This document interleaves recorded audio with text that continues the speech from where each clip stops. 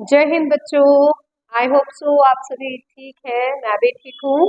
मेरा नाम है पूजा परिहार और आप सभी का स्वागत है आरंभ कोचिंग एकेडमी सोलन में।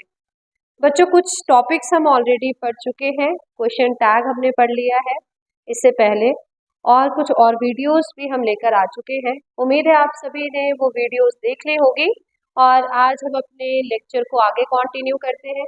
आज हम पढ़ेंगे बहुत ही इम्पोर्टेंट टॉपिक जो एग्जाम में आपको 3 से 4 क्वेश्चन देता है, और उस टॉपिक का नाम है टेंसेस। इंग्लिश में टेंसेस हर एक बेसिक कॉन्सेप्ट को समझने के लिए सबसे ज़रूरी है। फिर चाहे आप प्रेपोजिशन समझे, चाहे आप आर्टिकल समझे, एडवर्ब समझे, कंजक्शन समझे, इन सभी के लिए सबसे इम्पोर्टेंट है बच्चों टेंसेस का समझना।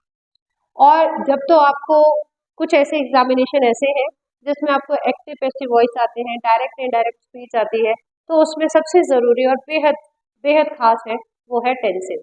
तो आज हम कोशिश करेंगे कि इस लेक्चर में आपको सरल से सरल भाषा में हम टेंसेस को पढ़ा सके, ताकि जो डाउट्स आपको आते हैं, वो जो डाउट्स आपके क्वेश्चन आपको अटेम्प्ट नहीं करने देते हैं, उन तमाम चीज़ों को आप अटेम्प्ट कर पाए। तो आइए बच्चों शुरू करते हैं टेंसेस।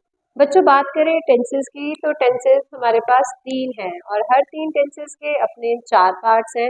यानी टोटल अगर आप कैलकुलेशन करें तो 12 टेंसेस के रूल्स हमें पढ़ने हैं, और इन रूल से हमारे तमाम डाउट्स भी क्लियर हो जाते हैं, और अंग्रेजी में जो हमें छोटी छोटी चीज़ें मुश्किलें आती हैं वो भी सॉर्टेड हो जाती है। ये कोशिश करते हैं ऐसे ही कुछ। पहला जो आपको टेंस देखने को मिलता है वो है प्रेजेंट टेंस।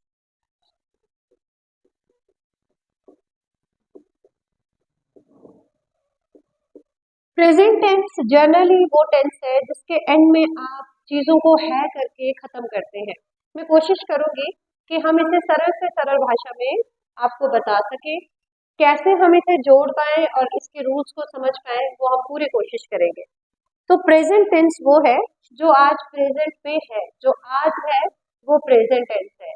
और जनरली जिन स्टेटमेंट्स के एंड में आप है लगा देते हैं, जैसे वो करता है, वो जा रही है, वो पढ़ा रही है, वो सुबह 2 घंटे से पढ़ रही है, इन सभी स्टेटमेंट्स में हमने है लगाया। इन स्टेटमेंट्स को हम क्या कह देते हैं? Present tense.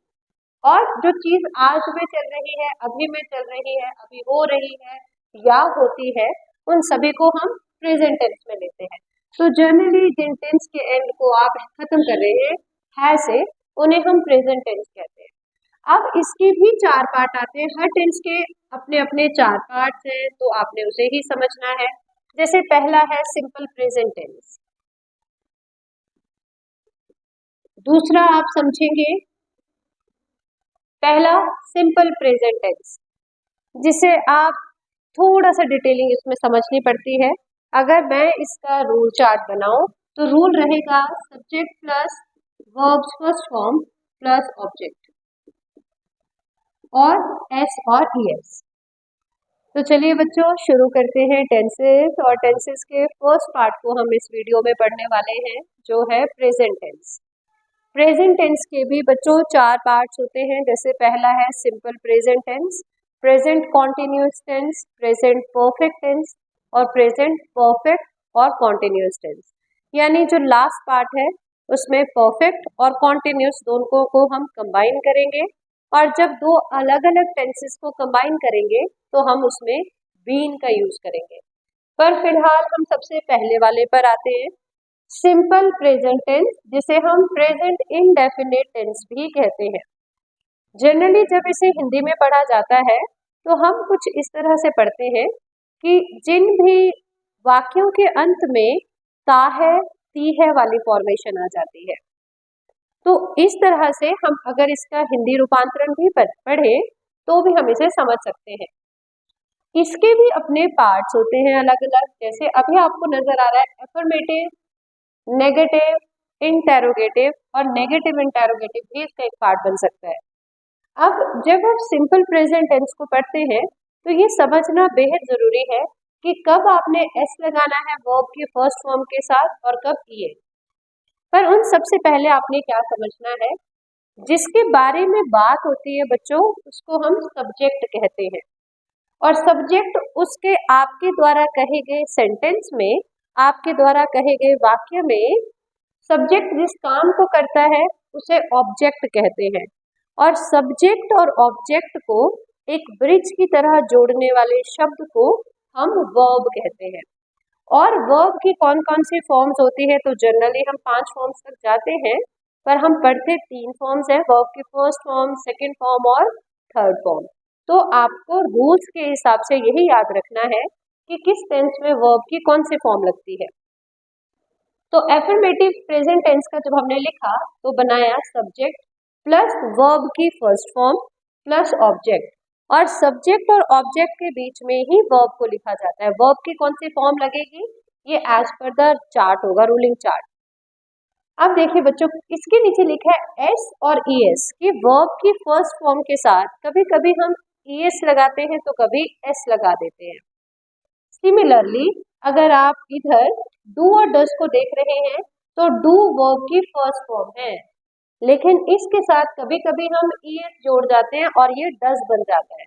ये कब ईएस हम लगाएंगे, कब इसमें एस लगाएंगे, ये समझना बेहद जरूरी है। नेगेटिव सेंटेंस का मतलब है जब हम किसी सेंटेंस में नॉट नेवर का इस्तेमाल करते हैं तो वो नेगेटिव बन जाता है। तो रूल बार वही है, बस इसमें हेल्पिंग वर्ब डू डस के साथ हम नॉट लगा देंगे। सिंपल प्रेजेंट टेंस को यदि एक और बार आप ध्यान से देखें तो इसमें is, am, are, was, were, has, have, had ऐसी कोई अदर हेल्पिंग वर्ब्स आपको नजर नहीं आएगी। और एफर्मेटिव में तो सिंपल फॉर्मेशन है। इंटेरोगेटिव का मतलब है जब हम किसी से इंटेरोगेशन यानी पूछताछ, यानी जब हम किसी से प्रश्न पूछते हैं, प्रश्नात्मक वाक्यों को हम इंटेरोगेटिव टेंस कहते हैं। और इंटेरोगेटिव में ऑब्वियसली इंटेरोगेशन जब भी हम करेंगे उसमें हेल्पिंग वर्ब आगे आ जाता है। इसी चीज को मद्देनजर रखते हुए इस समय आपके सामने लगाए गए हैं डू और डज, उसके बाद सब्जेक्ट, वर्ब की फर्स्ट फॉर्म और फिर ऑब्जेक्ट। तो अब इस टेंस में सिर्फ समझने वाली बात यह है कि हम कब एस लगाएंगे और कब एस लगाएंगे, कब नहीं लगाएंगे।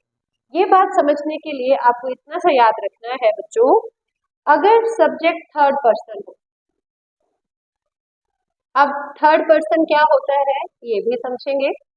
थर्ड पर्सन हम किसे कहते हैं, वो शब्द जैसे कि he, she, it, they, them, a name of person, किसी व्यक्ति विशेष का नाम, किसी जगह का नाम, ऐसी चीजों को हम थर्ड पर्सन कहते हैं।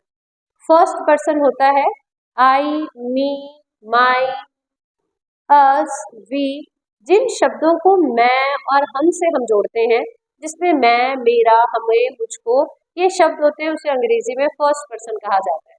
सेकंड पर्सन तुम और तुम्हारा, यानी यू एंड योर्स। इसके अलावा जो बच गया, जो भी चीजें हैं उन्हें हम थर्ड पर्सन में काउंट करते हैं।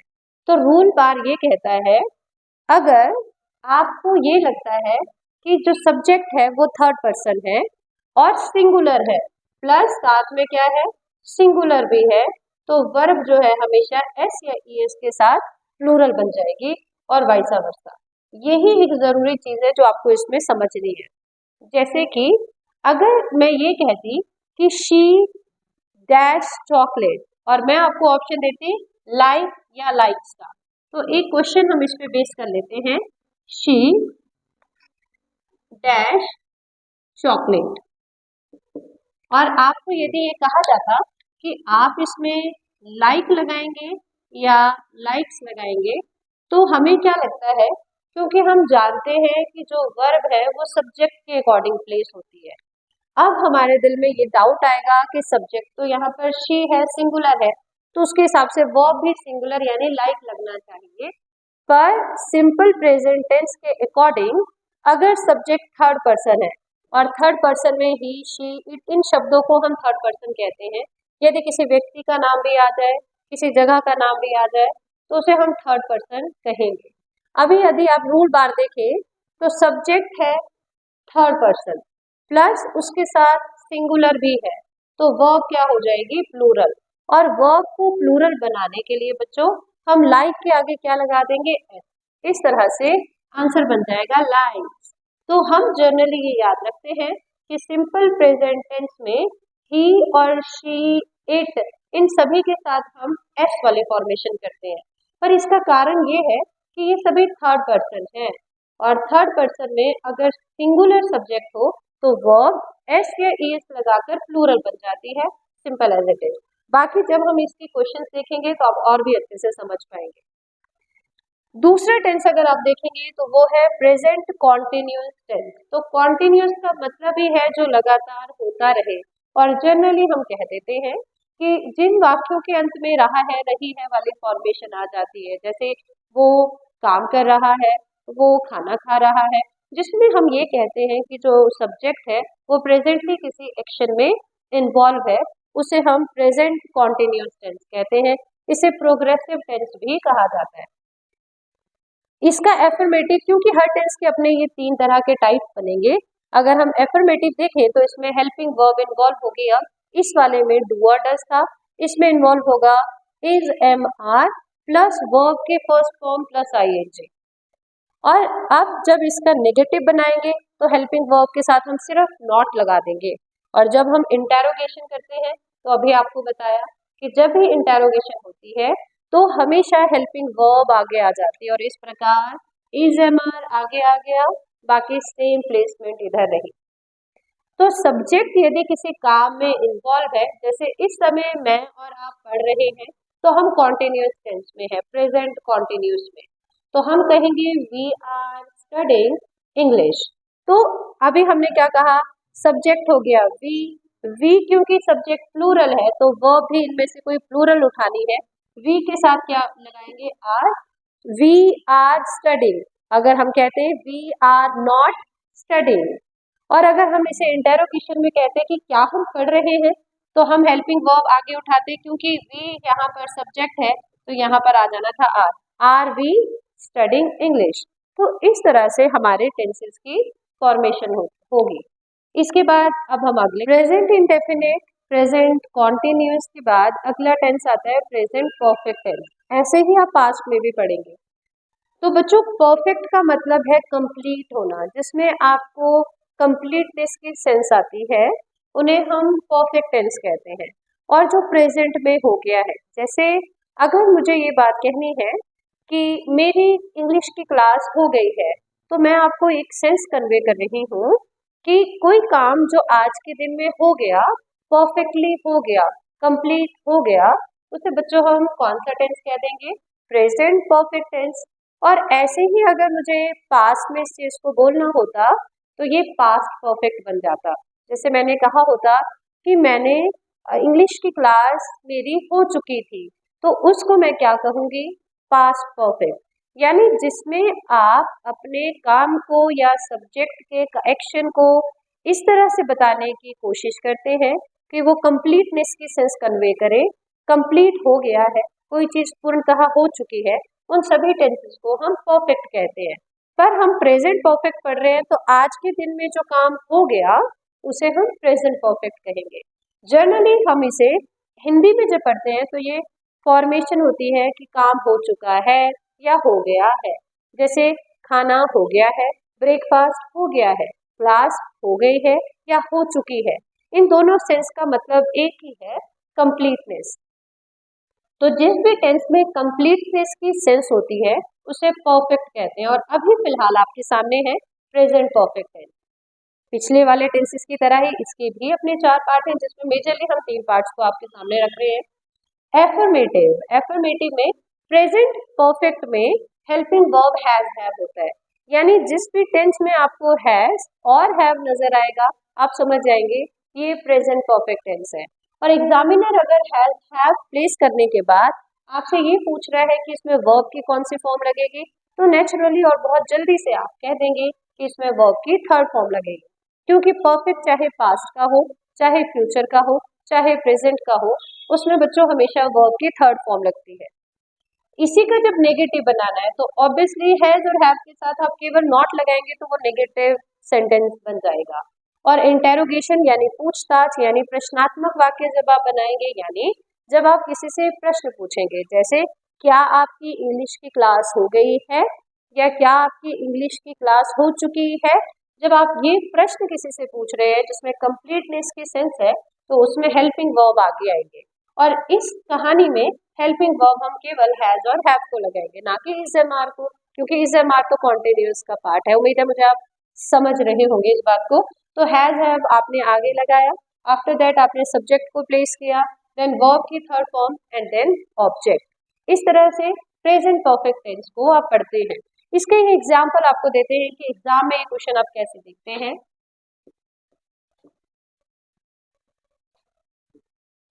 आपको एक क्वेश्चन दे दिया, शी हैज डैश फूड, और आपको यहाँ पर वर्ब की फॉर्म प्लेस करनी है।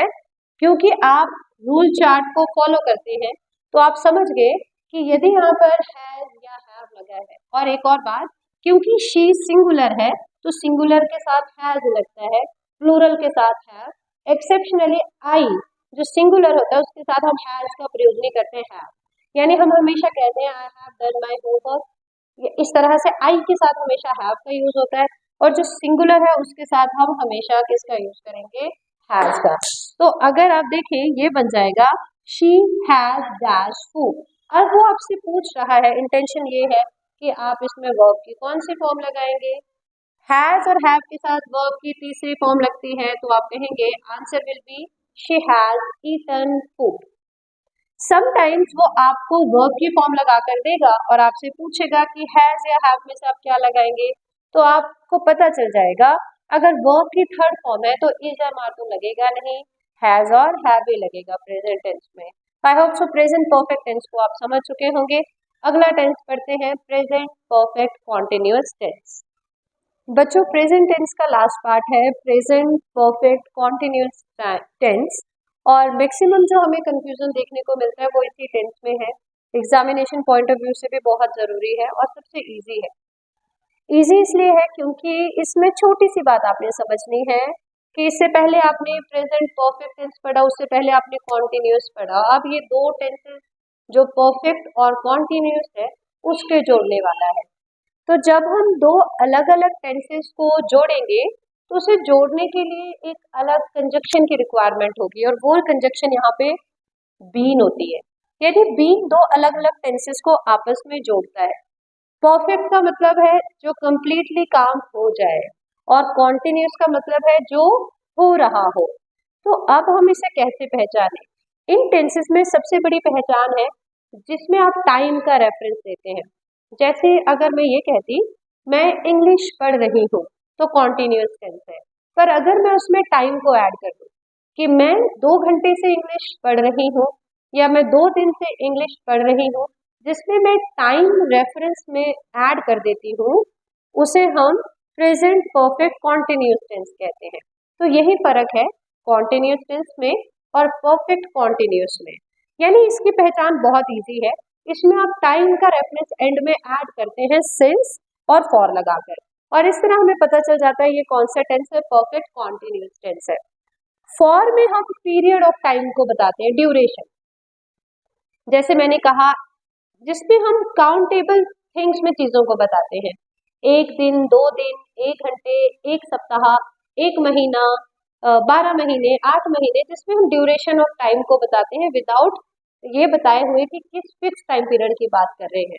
उसमें हम फॉर का इस्तेमाल करते हैं और सिंस का इस्तेमाल करते हैं हम जहाँ पर कोई ईयर यदि आप बोल रहे हैं तो फिक्स्ड है। जैसे अगर मैं कहती मैं 1993 से पढ़ रही हूँ या मैं 2011 से पढ़ा रही हूँ, तो जब मैंने एक ईयर को एग्जैक्टली आपको बताया तो वो सिंस का यूज करेगा क्योंकि ये फिक्स्ड टाइम पीरियड है। वैसे ही बर्थ के साथ भी हम सिंस लगाते हैं, और सिंस बर्थ हम कहते हैं, मॉर्निंग, इवनिंग, इन सभी के साथ हम सिंस लगाते हैं। यानी जहाँ टाइम फिक्स होता है बच्चों, जहाँ पे हम टाइम को कैलकुलेट करके नहीं बता रहे हैं कि 1 घंटे या 2 घंटे या 2 दिन या 2-4 दिन, कौन से 2-4 दिन ये पता नहीं है, जिसमें हम फिक्स करके टाइम बताते हैं वो सिंस होता है, और जिसके साथ टाइम फिक्स नहीं होता है वो फॉर होता है। ऐसे में बस अब आपको रूलिंग चार्ट याद रखना है, क्योंकि ये परफेक्ट और कॉन्टिन्यूअस का कॉम्बिनेशन है। तो परफेक्ट में हेल्पिंग वर्ब लगती है हैज और हैव, जो कि हमने लगाई, और इसके बाद हमने इसके साथ कॉन्टिन्यूअस को अटैच करना है, और अटैच करने से पहले हमने एक कंजक्शन यहाँ पे प्लेस की जिसका नाम है बी। और कॉन्टिन्यूअस टेंस में वर्ब की फर्स्ट फॉर्म प्लस आईएनजी लगती है, वो हमने लगाया, और ऑब्जेक्ट से पहले हम टाइम का रेफरेंस देंगे सिंस या फॉर लगाकर। इस तरह से हम नेगेटिव सेंटेंस नॉट के लिए प्लेस कर देंगे और जब इंटेरोगेशन लगानी है तो हम हैज और हैव का इस्तेमाल आगे कर देंगे ताकि ये टेंसेस हमारे लिए पहचानना इजी हो जाए। यानी जब भी हम जिस भी टेंस में हम टाइम का रेफरेंस दे रहे हैं वो परफेक्ट कॉन्टिन्यूस है। अगर वो प्रेजेंट में है लगाकर है तो प्रेजेंट परफेक्ट टेंस। और अगर आप ये कहते कि कल मैं 2 घंटे से इंग्लिश पढ़ रही थी और मैं था करके मैंने एंड किया तो वो पास्ट परफेक्ट कॉन्टिन्यूस है। और क्योंकि ये दो अलग टेंसेस का कॉम्बिनेशन है इसके लिए हमने यहाँ पर बीन लगाया।